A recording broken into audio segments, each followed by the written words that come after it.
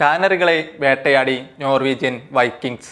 വിശ്വവിഖ്യാതമായ ആ മഞ്ഞക്കുപ്പായത്തിൽ Neymar, da Silva, Santos junior എന്ന ഇതിഹാസം ഇനി കളിക്കളത്തിലേക്ക് ഇറങ്ങില്ല. 5 വട്ടം ചാമ്പ്യന്മാരായ ബ്രസീൽ ലോകകപ്പിന്റെ പ്രീ ക്വാർട്ടറിൽ പുറത്താകുമ്പോൾ ഫുട്ബോൾ ലോകം സാക്ഷ്യം വഹിച്ചത് ഒരു യുഗത്തിന്റെ അന്ത്യത്തിനാണ്. കരഞ്ഞുകലങ്ങിയ കണ്ണുകളോടെ നെയ്മർ കളം വിടുമ്പോൾ തകർന്നത് ലക്ഷക്കണക്കിന് ആരാധകരുടെ ഹൃദയമാണ്.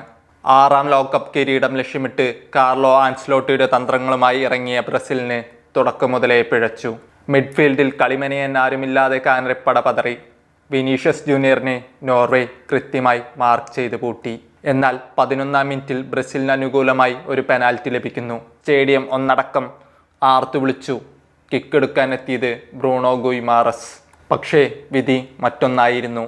ഗുയിമാറസിന്റെ shot Norwegian goalkeeper Orjan Nyland പറന്നു തടുത്തപ്പോൾ ബ്രസീൽ ക്യാമ്പ് അക്ഷരാർത്ഥത്തിൽ സ്തംഭരായി. ആദ്യ പകുതി ഗോൾ രഹിതമായി അവസാനിക്കുമ്പോഴും കളി നോർവേയുടെ കൈകളിലായിരുന്നു.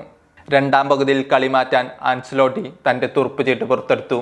68ാം മിനിറ്റിൽ റയാന് പകരം ഇതിഹാസം നെയ്മർ കളത്തിലേക്ക്. സ്റ്റേഡിയം ഒന്നടങ്കം ഇളകി മറിഞ്ഞു.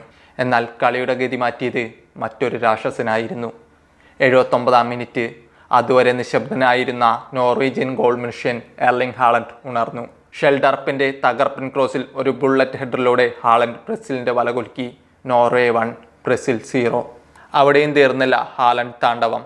90ാം മിനിറ്റിൽ അൽസനെ പൂർണ്ണമായി കാഴ്ചക്കാരനാക്കി. ബോക്സിന് പുറത്തുനിന്ന് ഹാലൻഡിന്റെ വക രണ്ടാമത്തെ ഒരു വെടിയുണ്ട. ബ്രസീലിന്റെ ലോകകപ്പ് മോഹങ്ങൾക്ക് മേൽ അവസാനത്തെ ആണിയായിരുന്നു അത്.